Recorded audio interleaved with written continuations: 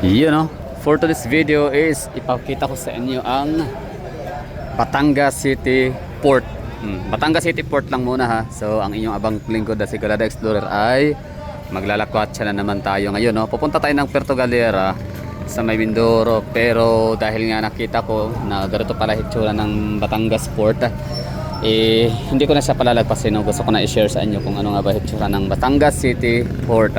So itong port na to ay napakalaki at napaka busy gawa nung ano siya, ay ito ay daungan no, ng mga biyaheng papuntang Bacolod. Yan o, Bacolod yan o, Iloilo, saan pa, papuntang Boracay, Palawan, so Mindanao, diba? Jensan, tsaka Zamboanga. So maraming mga ruta dito na dumadaan, kaya i-vlog natin, pakita ko sa inyo. So akala ko probinsya, akala ko probinsya is ano siya no, yung tahimik. Yun pala, ang gulo pala dito. Tapos ano sila no, parang wala silang, basta probinsya. Probinsya siya pero magulo, maingay.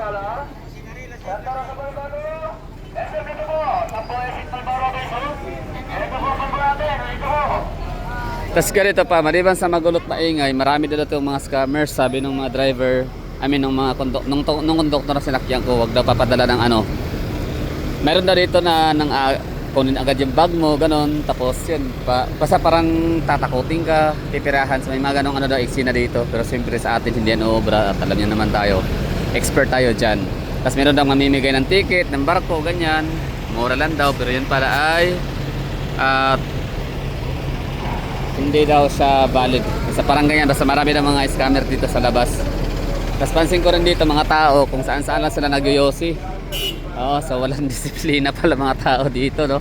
Sino mayor ng Batangas City? Paki-comment nga dyan, shout out mga taga Batangas City. Oo, bakit ganito lugar nyo? Bakit hindi ito sinasaway, or bakit hindi ito ginawa ng batas? Kung meron ang batas, bakit hindi na-implement? Anyway, so yun lang. Ako yung na culture shock hindi ba culture shock, yung talaga nagulat or nagtaka kasi nakita ko parang mas malala pa nga sila sa Manila kahit paano. So kawawa mga tao dito kapag ka ma-scam.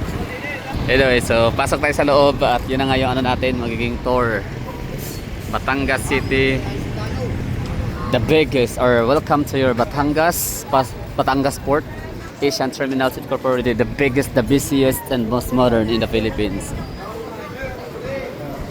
Modern in the Philippines. Ano ba tong Batangas Port na to? Ito ba private or public?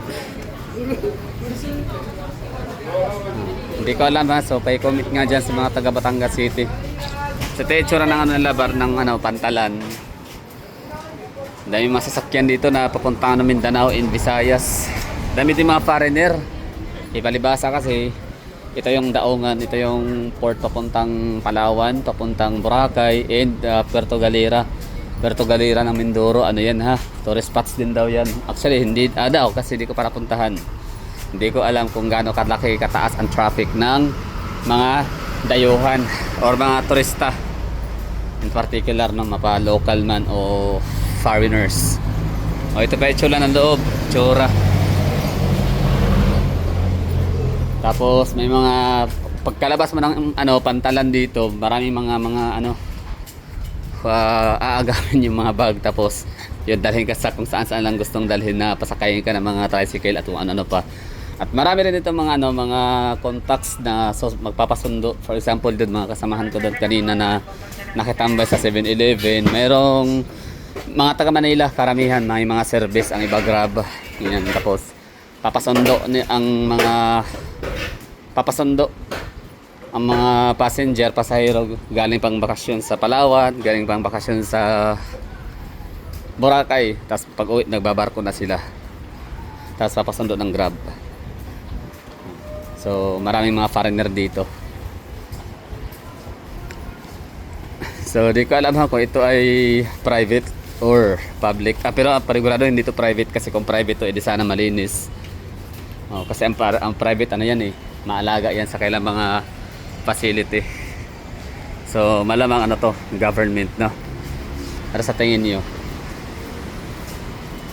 So ano, yung labas magulo, tapos ito sa loob. Sabi nga ano nung conductor kanina, pag bibili daw ako pag ano, since sinabi ko kasi tatawid ako ng Portugalera. Sabi niya, wag ka nang ano wag ka nang mamamansin ng mga tao diyan sa labas. O dami scammer diyan. Rekta ka na sa loob ng port, doon ka magkuha ng mga ticket. O ano pa bang mga transaction. O kita nyo yun, no? Para ding Manila. Although di ko pa na-try mag ano, ha. Hindi ko pa na-try na makapasok ng Pantalan o Pantalan ng Manila. Sa Cebu pa lang so far. And yun, Davao. Cagayan de Oro City din. Para ding airport. Wow. Yun. So tinanong ko yung ano, yung checker. Kung private ba to o government. So hindi naman daw sa private, it's government daw. So since magtutour tayo dito, tingnan natin ito na portion. Para siyang SNR. Parang SNR. O para SNR yung loob, pero hindi naman SNR. Kasi SNR puro na yung paninda pag ano, pagkapasok mo puro ng mga shelf. Pero dito ano siya, bade, parang SNR yung kanyang tawag nito, yung lawa. I mean yung ano, yung kanyang design na pa-kwadrado lang. Bodega ba? Warehouse ang datingan. Para siyang warehouse. Warehouse kasi yung Landers, warehouse yung ano, Costco, warehouse din yung SNR, di ba? Yung style. Pero walang Costco. Never mind na lang sa Costco. Wala naman Costco sa Pilipinas.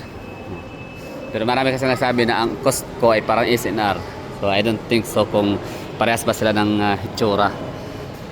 So para siyang ano lang, bodega. Tapos may mga tindahan. Sa ano yung tindahan dito? Contis, Paulo Contis. Delightfully Yours. Isa naman Wendy's. Tapos Chowking. Okay. Cochiti. So ano siya, para siyang airport na para siyang bodega. Tapos yan na, tindahan, port. Ang galing, maganda nga pala. The biggest, no? Ano sabi niya? The biggest, the busiest, and the most modern. Tama nga naman. Kasi nung sa labas ka, hindi ka makapaniwala or ano, parang hindi ka convinced. Hindi, ako. Hindi ako kumbinsido na the biggest, the busiest, pwede. Possible. And pag sabihin naman na the most modern, duda ako eh. Paano naging modern? Eh, ano nga sa labas, malikabok. Tapos mabato. Basta ano siya, rough road. Tapos yun. Tapos pagpasok dito, ito pala itsura. Ganda oh. So ang mga ano dito, mga sasakyan alas 4, 4:30 daw ang pinaka last trip. Sabi nung aking nakausap na taga Puerto Galera, no, na kung saan tayo mangungupahan. Doon tayo matutulog ng ilang araw, ilang gabi. Yun, meron din Shuttle's Best Coffee. Tapos alas 4, 4:30. So time check tayo dito, it's 2:30. Kaya pala mga tao nagmamadali. Tsaka ang sasakyan natin mga fast craft na. Kasi yung barko daw na sasakayata ng ano, ng mga malaking bus ay alas 8 na ng umaga. Once a day lang daw ang biyahe. Galing. So ibig sabihin lahat ng to ay sasakay ito ng ano, mga fast craft na mamahalin. O baka yung tinutukoy niya yung barko lang papuntang Puerto Galera. So sige, so it's about time magtanong na tayo ng mga ano dito, mga empleyado. Yung mga barko dito or fast craft, Montenegro, Fastcat, Starline Ferries, okay, Vista Orange, may ganun ba? O Island Water. So sa Zone 3 daw yung papuntang Puerto Galera. O ganda dito no? Oo nga. So tama, agree ako na ito na yata ang pinakamalaki. Ay hindi oh, sure, di ko pa masabing ano pinakamalaki kasi di ko pa napuntahan yung sa May Manila na kanilang ano, Pantalan. Meron din silang CR. Ang CR nila ay nasa loob. Tapos may mga ATMs din pala, of course, no, hindi pwedeng mawawala yan. Ito oh, restrooms oh, ang ganda. Nasa gitna yung restroom. So yung sinabi ko ano, para siyang SNR lander na parang bodega, eh yan yung doon sa ano. Hindi, hanggang dito din oh. Kwadrado lang talaga siya. Na parang din siyang ano, SM Hypermart ang datingan din. Parang ganun. Save more. Siya ano lang ha. Ang trato ko yung shillings ha. Tapos yung haba taas ganyan. So, modern. Yes, modern siya. Nakabago. Busiest, yes. Ramdam ko yung busiest niyan. Yung pagiging busy, no? Tapos, ano pa? Yung pinakamalaki, maaaring ano, kahit pa hindi ako napuntang ano, port ng Manila, pero parang masasabi kong ito na nga siguro yun, pinakamalaking ano, Pantalan. Pinakamalaking ano, tama, di ba Pantalan? Tawag dyan. Seaport. So, dito tayo sa papuntang Puerto Galera. Pamasahe ay 600 pesos. So, last trip, 4:30 daw ang ano eh, sabi ng babae. Pero ang oras na yun ay 2:38 na. 2:38 pa lang, pero last trip na daw. Eh, di maganda pala, nakahabol. No? So, ibig sabihin, wrong info yung sa babae. Na ano daw, alas 4, 4:30. Ate sa kaabot pa. Puerto Galera, Fast Craft. Okay na, nakabili tayong ticket, 600 pesos ha, bound for Puerto Galera. So, di ko alam kung anong maging, abangan natin ano yan ha, i-vlog din natin yan, tingnan natin kung ano itsura ng Puerto Galera. Kung ma-impress pa ba tayo, kung ma-appreciate ba natin ang Puerto Galera, considering na galing na tayo ng Bohol, galing na tayo ng Samal Island, galing na tayo ng Boracay. So yung tatlo na yon, pinaka mga ano yon, mga pangmalakasan talaga ng mga beach resort. 'Di ba? Pero pag punta natin ng Puerto Galera, tingnan natin kung meron ba talagang ano, meron siyang mga naitatagong ganda, meron ba siyang uniqueness sa iba. Kasi kahit pag ano kaganda ng Boracay at ng Bohol at ng Samal Island, kung meron naman talaga siyang angking ganda na wala sa iba, di ma-appreciate pa rin natin 'yan. Okay, andito tayo sa food court and Pasalubong Center.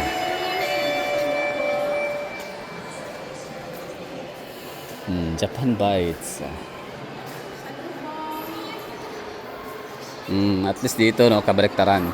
So ano siya, pag galing, grabe yung contrast, talagang opposite no. Pag dito ka sa loob, busy siya pero at least arranged and organized.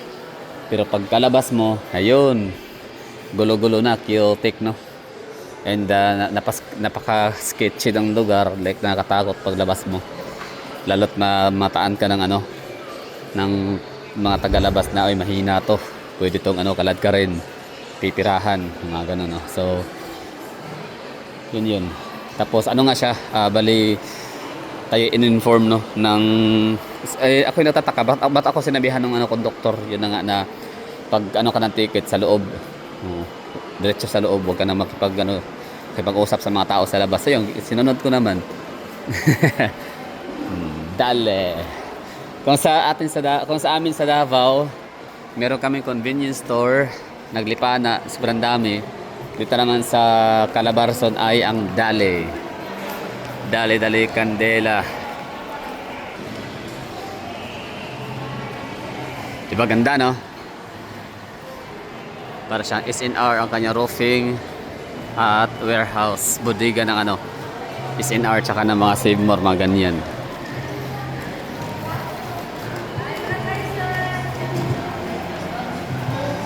Meron ng ticket. See you later. Puerto Galera. Okay na no? So we're done. Naikot na natin lahat. Tingnan natin yung CR. Malinis ba? Or mabango or may amoy?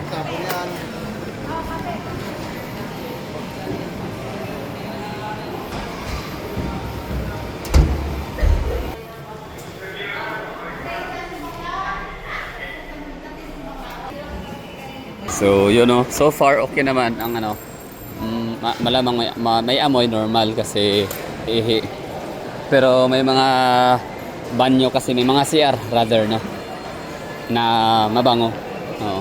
Hindi mabaho ang kanilang mga ano, CR kahit pa ito ay pampubliko.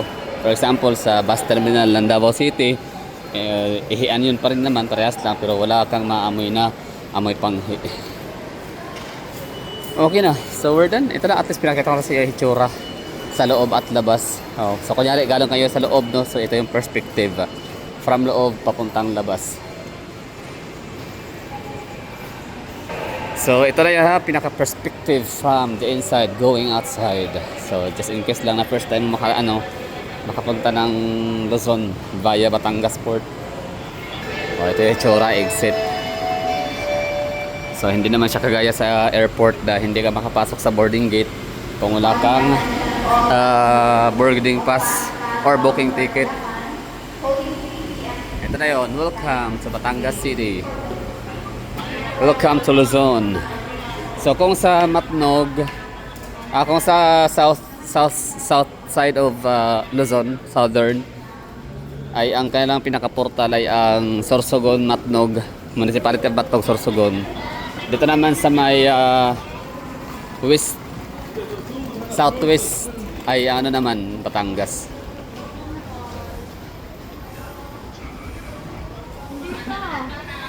So yun na basta ang daming foreigner na nakikita natin dito.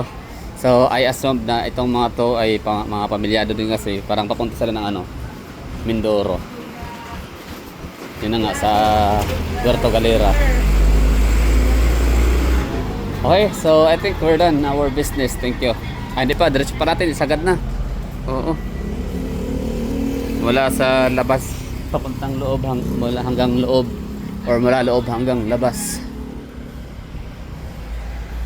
Yun. Ang laki nga ng malaki nga. So ang tinutukoy na dito na pinakamalaki na port is hindi lang pala yung yung pinaka-terminal, pati rin pala ang car park. So yun. So isasama pa yung mga yun. Okay. Oh.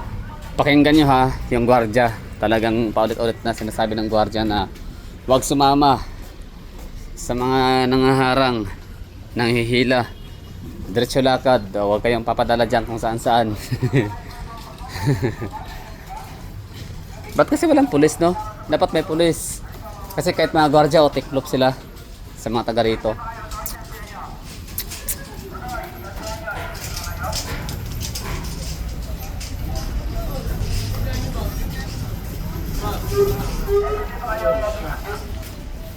Alas 12.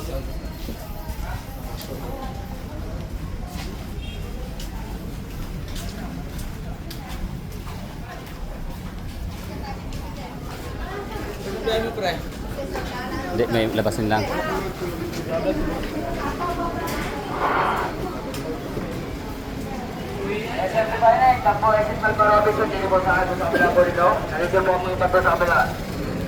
Ay nga pala, hindi nila ako hihilahin kasi mayroon akong bit-bit na camera. Oo.